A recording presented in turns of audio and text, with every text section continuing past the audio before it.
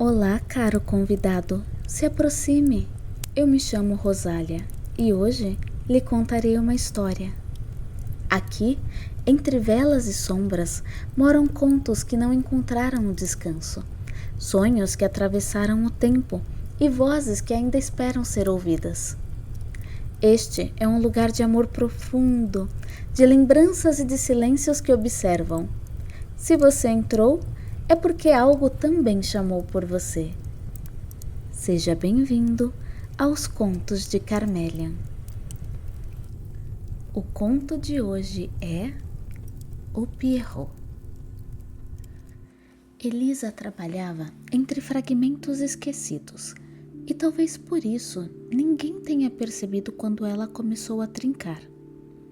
Quando alguém abria a porta do antiquário, o sino acima dela soava pequeno demais para anunciar o peso daquele lugar. Não era um antiquário bonito, não da forma como as pessoas costumam admirar. Tinha o aspecto de um lugar que passara anos engolindo suspiros, despedidas e segredos. As tábuas do assoalho cediam com um lamento baixo a cada passo, e as estantes, escuras e altas, inclinavam-se umas sobre as outras, como velhas cúmplices. O ar tinha cheiro de madeira úmida, ferro oxidado, veludo envelhecido e livros cujas páginas já haviam amarelado antes mesmo de serem lidas.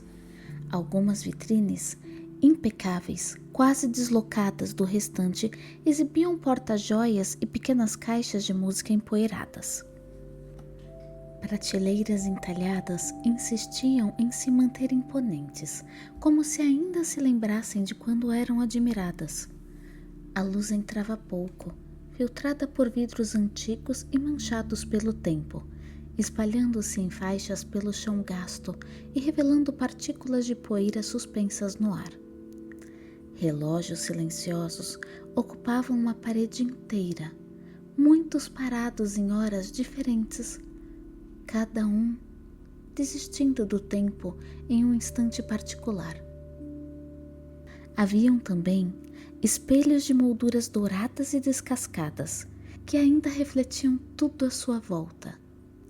No antiquário também se encontravam cartas nunca entregues, abajures de franjas amareladas, quadros de rostos severos e pequenos bibelôs de porcelana que pareciam observar quem passava.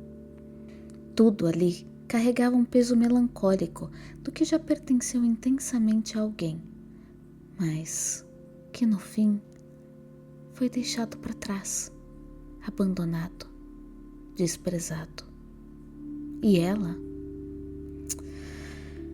era como aquele lugar. Havia nela uma beleza discreta, quase esquecida, daquelas que não pedem para serem vistas. Os seus traços eram suaves, delicados demais para o mundo caótico ao seu redor. Lembravam os de uma boneca desenhada com cuidado e depois deixada, incompleta, inacabada. Seus olhos castanhos carregavam um cansaço silencioso, não do corpo, mas aquele que nasce de sentir demais e dizer de menos. Seus cabelos eram ruivos e ondulados, caíam pelos ombros de forma despretensiosa. Arrumá-los exigia uma energia que ela já não tinha. Às vezes estavam presos de uma forma descuidada, outras vezes solto, geralmente escondendo parte do seu rosto como um pequeno refúgio. Sua pele, essa tinha uma palidez de quem vive mais entre as sombras do que sob o sol, e seus gestos eram contidos, como se qualquer movimento em falso pudesse fazê-la se desfazer. Elisa não ocupava espaço. Ela existia entre ele e o vazio. Era uma estudante de balé e teatro, embora muitas vezes se sentisse sempre do lado do espectador. Amava a arte, amava como quem ama uma janela à distância, com fascínio, devoção e a dolorosa impressão de não pertencer àquela luz. Uma coisa que ela amava era o circo. As cores, os sons. O circo a encantava. Havia algo nos figurinos gastos, nos sorrisos tristes dos pierrots, nas lonas antigas e nos gestos exagerados que escondiam dores reais. Aquilo a tocava profundamente. Para Elisa, circo e teatro compartilhavam algo essencial. Ambos ensinavam a transformar feridas em espetáculo. A diferença era que, em cena, aquilo parecia tão belo, mas na vida real era doloroso e cansativo. Ela gostava dos palcos, da penumbra antes da cortina se abrir, do perfume de madeira, o tecido e as maquiagens dos bastidores, do murmúrio ansioso antes do início. Mas nunca soube ocupar esse espaço sem sentir que estava invadindo algo. Ela gostava de observar seus colegas como quem observa constelações, belas, distantes, pertencentes a um céu que não era seu. E diante deles, ela se sentia menor, não ausente, apagada, como uma luz esquecida lá no fundo do céu. Recentemente havia terminado um relacionamento, e o que mais doía não era o fim, mas a forma como tudo aconteceu. Não teve gritos, não teve cenas, não teve nem sequer uma despedida. Apenas um silêncio que cresceu até ocupar todo o ambiente. Era como assistir o amor esvaziar uma casa sem nunca fechar a porta. E quando ela percebeu, já não havia mais volta. Já não havia mais nada a salvar. Restava apenas a sensação de ter sido deixada antes mesmo de ouvir um adeus. Era como se o amor tivesse ido embora, levado consigo a prova de que ela um dia fora escolhida. Naquele dia, um novo lote chegou ao antiquário. Com ele veio também uma fina chuva, escurecendo o céu da cidade, como se fosse um presságio. Mateus, um rapaz que às vezes ajudava na loja, entrou com uma caixa nos braços. O sino acima da porta soou brevemente, quase tímido demais para anunciar a sua chegada. Ele apoiou o volume sob o balcão com certo cuidado, mas sem hesitação. São pertences de uma senhora falecida. Ninguém soube dizer muito sobre ela, disse ele limpando as mãos e um filete de suor que escorria da sua testa. Elisa continuou organizando alguns papéis sem levantar os olhos. Mateus permaneceu ali por mais um instante.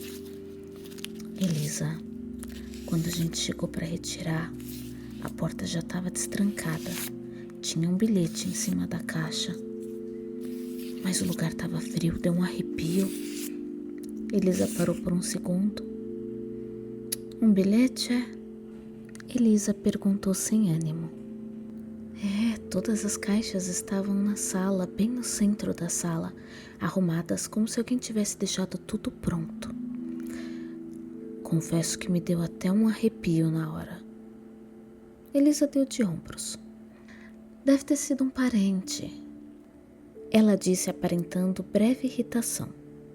Os seus olhos se desviaram por um instante em direção às caixas e por um segundo, quase imperceptível, o antiquário pareceu ainda mais silencioso do que antes.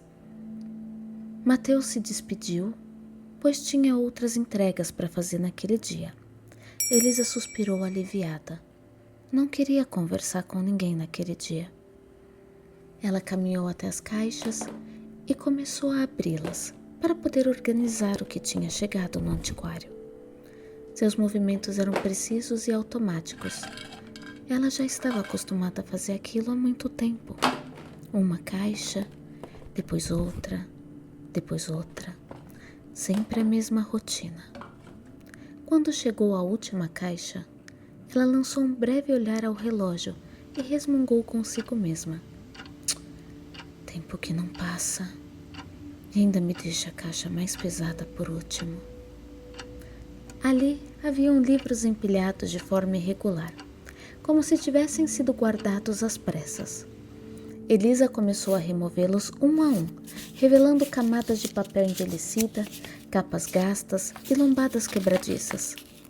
Até que algo diferente surgiu entre eles. Não parecia ser algo que pertencia àquela caixa. Ela afastou mais um livro e então o viu. Era um Pierrot, uma dessas marionetes de porcelana delicada, preservada de forma quase inquietante em meio à decadência ao redor. Ele era leve, mas não parecia frágil. O seu rosto pálido trazia pequenas rachaduras, quase imperceptíveis, e os cabelos pretos ainda guardavam um brilho discreto sob a poeira. Os olhos eram escuros e profundos, sustentavam uma presença difícil de encarar por muito tempo. E os seus lábios eram perfeitamente desenhados. Não carregavam exatamente tristeza, mas algo próximo a ela. O boneco trajava uma pequena roupa medieval, semelhante à de um bobo da corte, em tons de roxo com detalhes suaves de azul claro. Estavam gastas e empoeiradas, assim como um figurino que atravessara muitos palcos com muitos finais.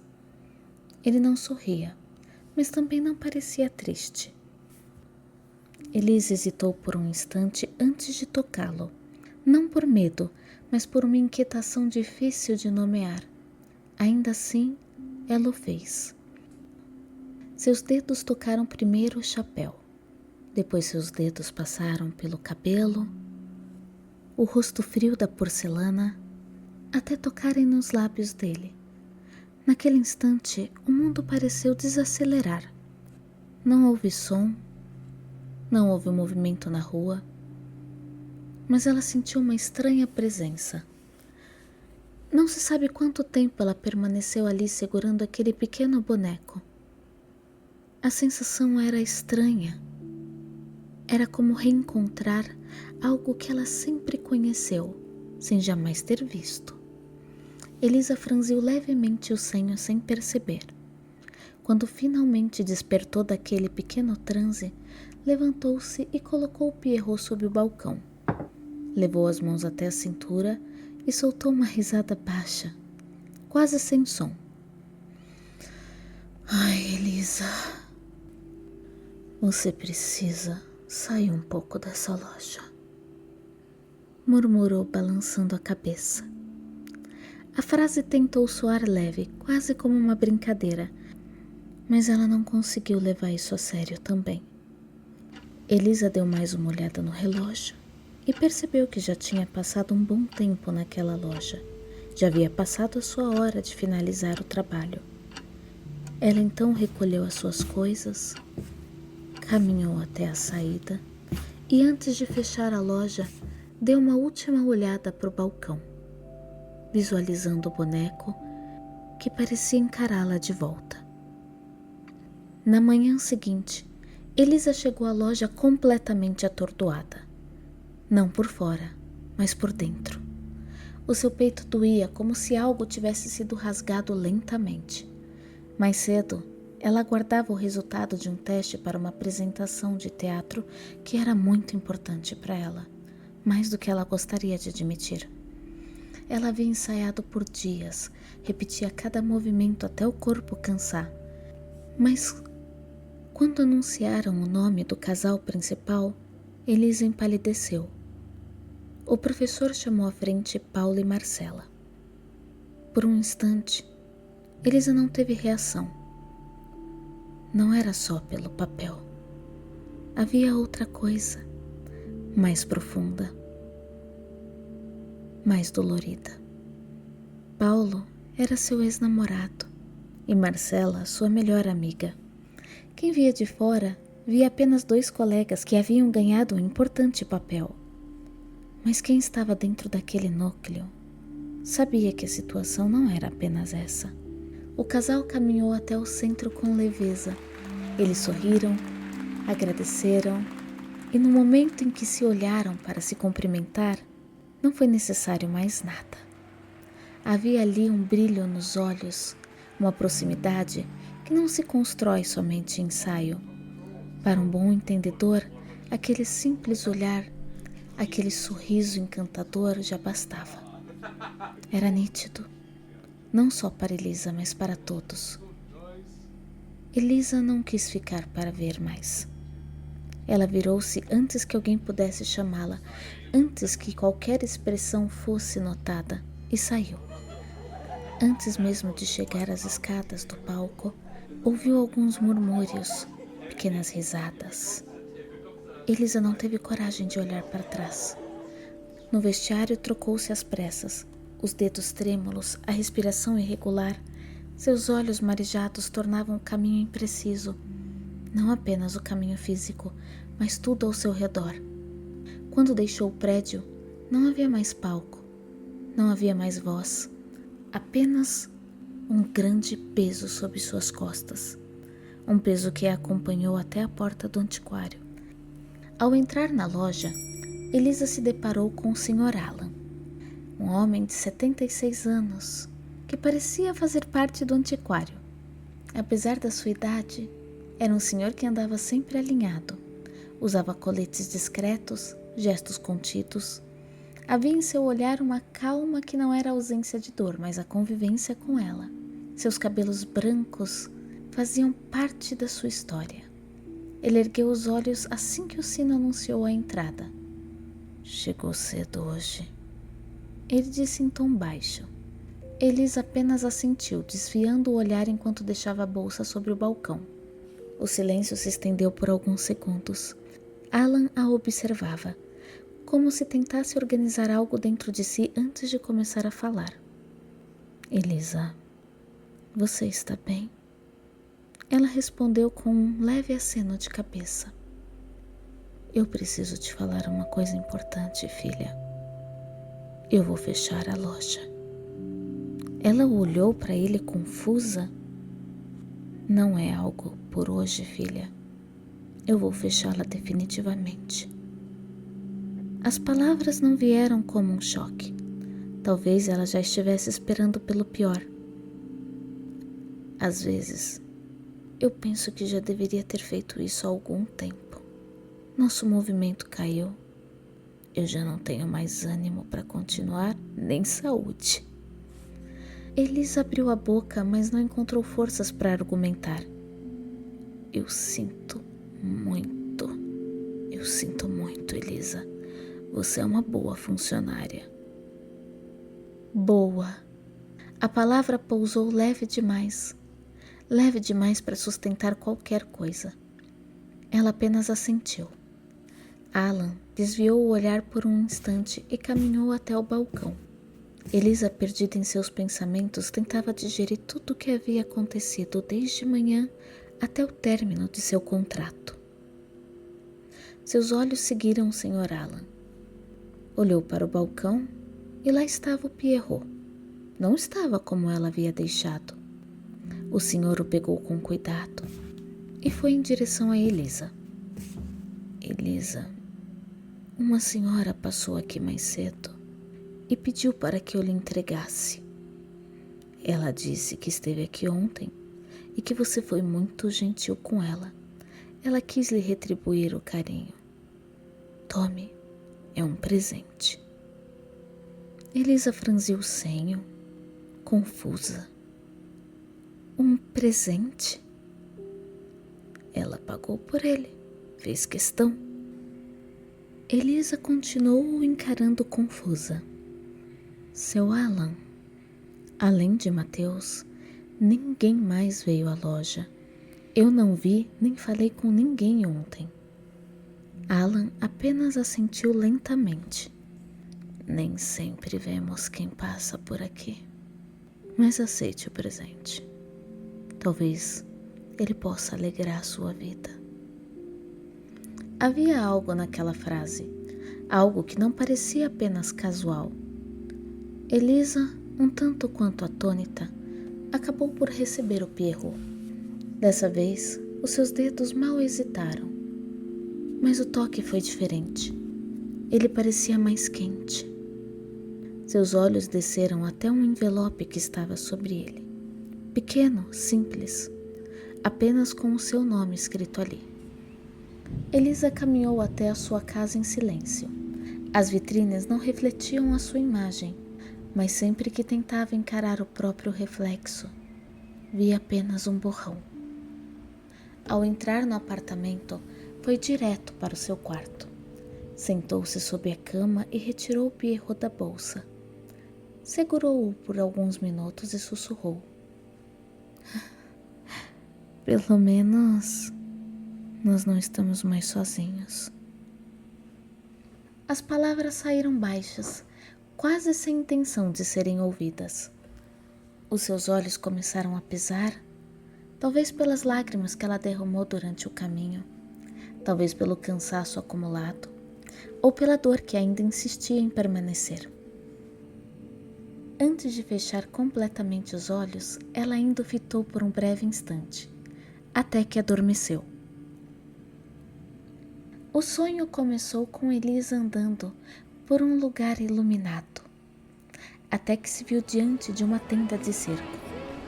Risos ecoavam ao seu redor. O cheiro da pipoca e a maçã do amor preenchiam o ar. Ela se sentia confusa e ao mesmo tempo inexplicavelmente viva. Ao entrar, encontrou o circo cheio, exceto por um único lugar. Logo à sua frente havia um picadeiro. Ela se sentou e, antes de se acomodar completamente, olhou para trás, admirando a multidão iluminada com rostos alegres e cores vibrantes. Algo dentro dela parecia crescer, um sentimento que há muito tempo ela não sentia. As luzes então se apagaram e Elisa despertou. O relógio marcava 12:00. Ela pegou o celular, conferiu algumas mensagens de colegas preocupados, de seus pais, mas todas foram ignoradas. Elisa deitou-se novamente, voltou o olhar para o Pierrot, o segurou e comentou baixinho, como se fosse só para ele: "Ah, se eu pudesse ser como você." Sua voz saiu frágil, não como um comentário, mas como um desejo que ela ainda não tinha coragem de entender. Elisa tentou se levantar. Tentou. Arrastou-se até o banheiro, deixando a água quente cair sobre si sem senti-la. Abriu a geladeira, comeu algo sem gosto, sem fome. Ligou a televisão, mas nada realmente chegava até ela. Seu corpo se movia no automático, mas não havia consciência de verdade. Era como se ela estivesse apenas existindo por inércia. Quando a noite caiu, ela se viu novamente diante da porta do quarto. Hesitou e então entrou. O ar estava diferente, estava frio. E lá, sob a cama, o Pierrot a esperava. Elisa não questionou. Não tinha mais energia. Ela apenas se aproximou e depois de alguns segundos se sentou. "Hoje", começou com a voz falha. "Hoje, o meu dia foi tão difícil. Na verdade, eu não me lembro de nenhum dia em que eu pudesse sorrir.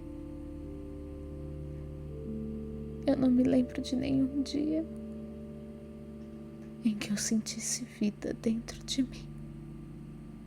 Elisa falava sobre seu teste, sobre Paulo, sobre Marcela. O silêncio do Pierrot parecia confortá-la. Ele não a interrompia e pela primeira vez em muito tempo isso bastava. Ela sentia que estava sendo ouvida de alguma forma.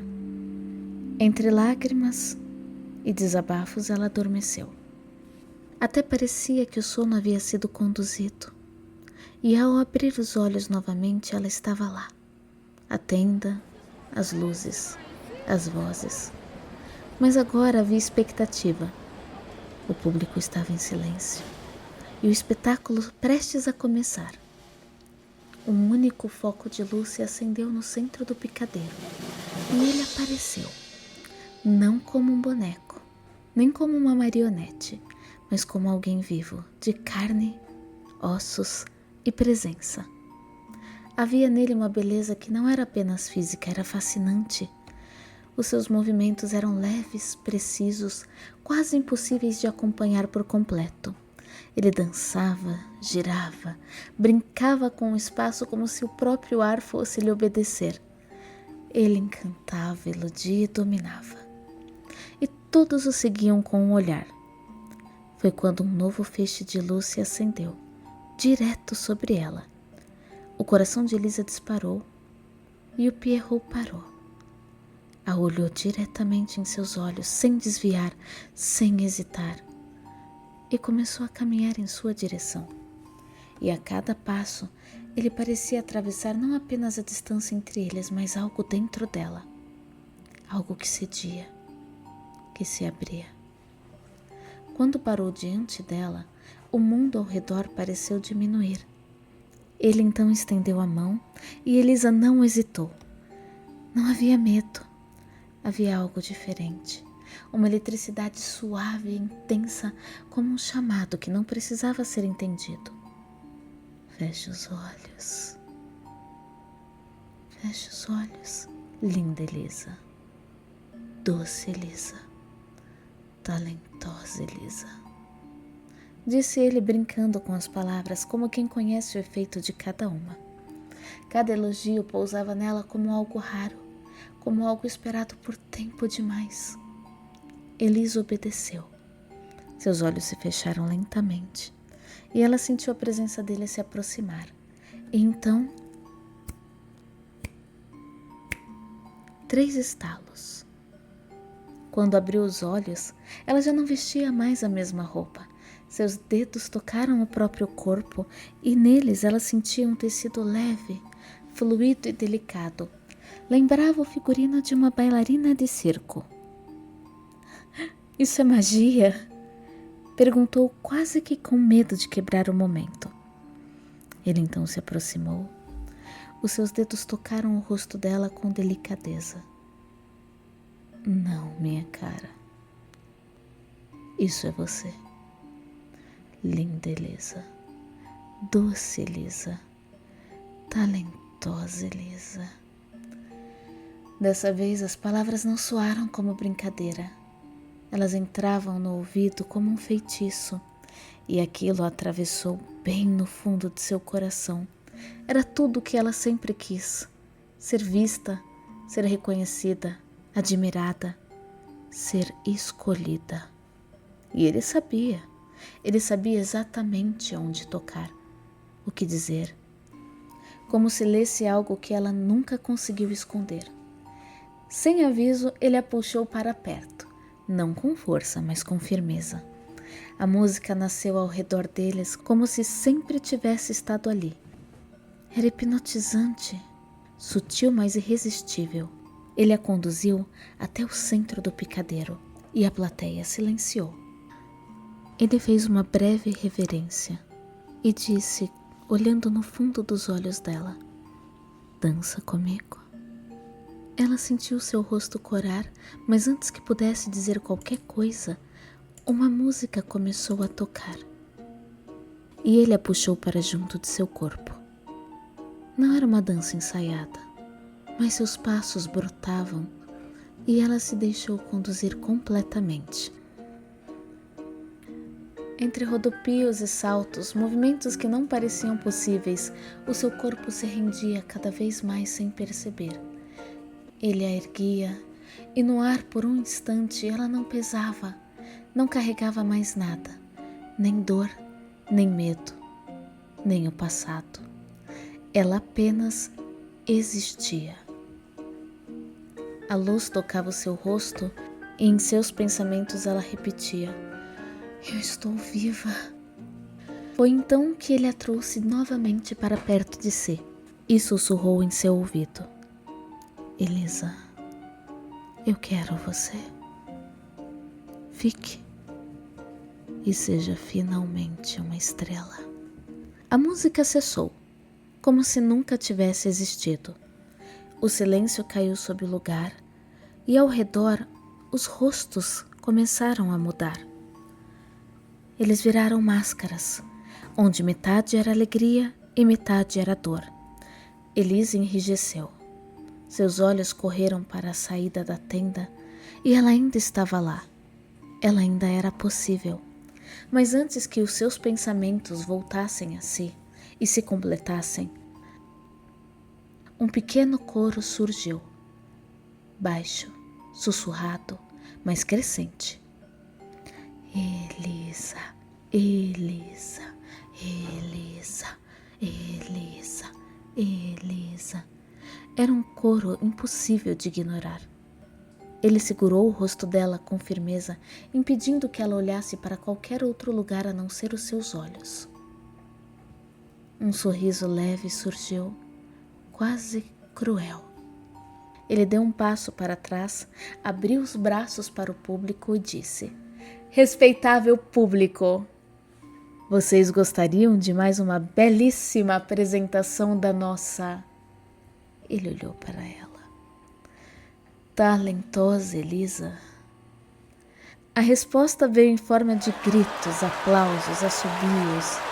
O nome dela ecoava novamente com mais força, com mais admiração, com desejo e necessidade. Elisa sentiu aquilo atravessá-la e era tudo o que ela sempre quis. A saída ainda existia, mas agora ela parecia menor, mais distante, menos importante. Ele se aproximou novamente, mais íntimo. Está vendo? Eles te veem. Eles te querem. Aqui você nunca será ignorada. As palavras saíam com ternura de seus lábios. Os seus dedos deslizavam pelo seu rosto até chegar em seu queixo. Ele acariciou levemente e tornou a repetir. Mas para ficar, Elisa, você precisa escolher. Elisa olhou uma última vez para a saída, depois para ele, depois para o público. E então, ela deu um passo à frente, mas não em direção à saída, ao centro do picadeiro. O sorriso dele então se aprofundou, agora sem disfarce. Os seus dedos tocaram ela novamente, com a mesma delicadeza de antes, mas agora havia algo diferente. Elisa, daqui para frente não tem mais saída, você está certa disso? Ela apenas assentiu. Então, fios finos, quase invisíveis, desceram do alto da tenda e se prenderam às suas articulações. Nesse momento, seu corpo enrijeceu. Ela até tentou mover os seus dedos, mas eles já não obedeciam.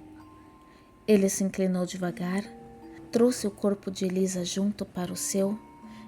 Os seus lábios se encontraram. No início, havia calor. Era suave, envolvente, quase acolhedor, como se tudo que ela sempre quis sentir estivesse finalmente acontecendo. Mas então, algo mudou. Elisa sentiu algo percorrer as suas veias. Não era dor, era ausência. Como se algo dentro dela estivesse sendo cuidadosamente retirado, como se cada sentido fosse apagado um a um. O ar então começou a faltar. Os seus dedos ainda estavam nele, mas ela já não tinha mais força. E ainda assim, eles teimavam em não se afastar. Os seus olhos lutavam para permanecer abertos. O rosto dele ainda estava próximo, lindo, intacto.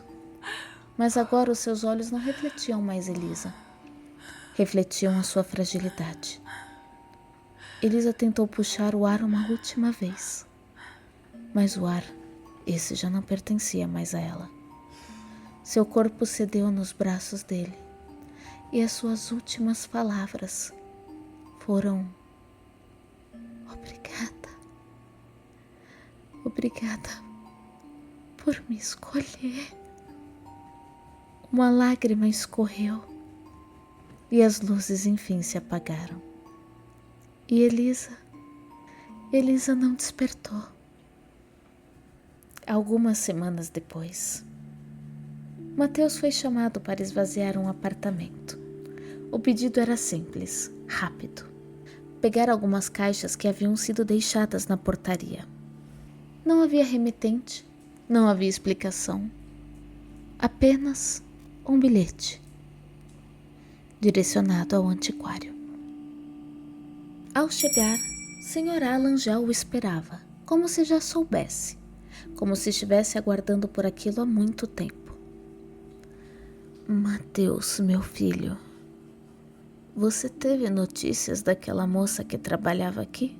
A Elisa? Mateus negou enquanto colocava a caixa sobre o balcão.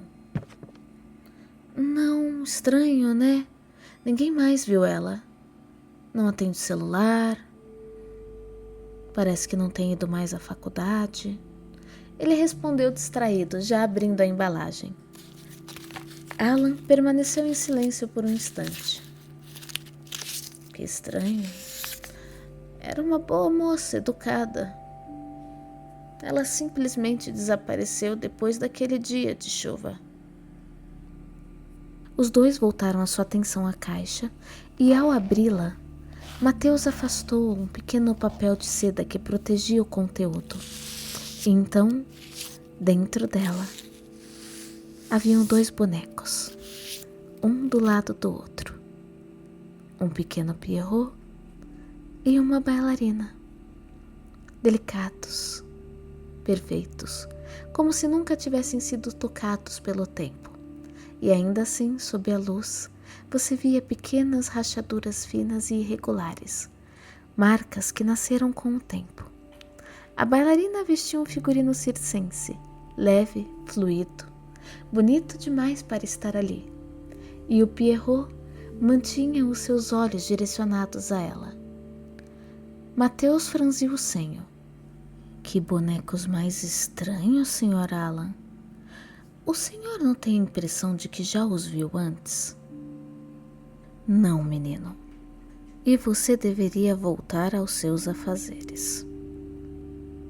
O não havia saído de uma forma que não combinava com os olhos incisivos daquele senhor. Ele então pegou os bonecos com muito cuidado e os colocou lado a lado em uma das prateleiras entalhadas que ainda permaneciam imponentes. Alan deu um suspiro breve, coçou a sua cabeça e decidiu que já era hora de fechar a loja por hoje. Caro ouvinte, você deve estar se perguntando: o que houve com Elisa? Acontece que o antiquário nunca fechou. A senhora que comprou o Pierrot para Elisa nunca existiu. E quanto ao circo, bem, ele não aparece para todos. Aparece apenas para aqueles em que a alegria já não encontra mais lugar para ficar. E quando encontra, raramente o circo vai embora sozinho.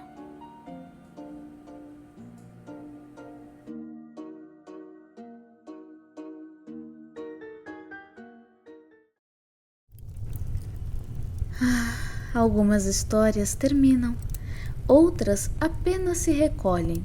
Se algo desta narrativa permaneceu com você, eu peço que deixe a sua presença aqui. Curta esse vídeo, ative o sininho e conte nos comentários o que sentiu ao ouvir essa história. Se desejar continuar, outros contos estão aguardando por você. E se quiser levar um fragmento desse universo para o seu mundo, visite o nosso ateliê online, Flores de Carmelian. Lá, as criações nascem das mesmas histórias que habitam estes relatos. Apague a vela quando estiver pronto. E lembre-se, nem toda presença se despede. Até o próximo conto.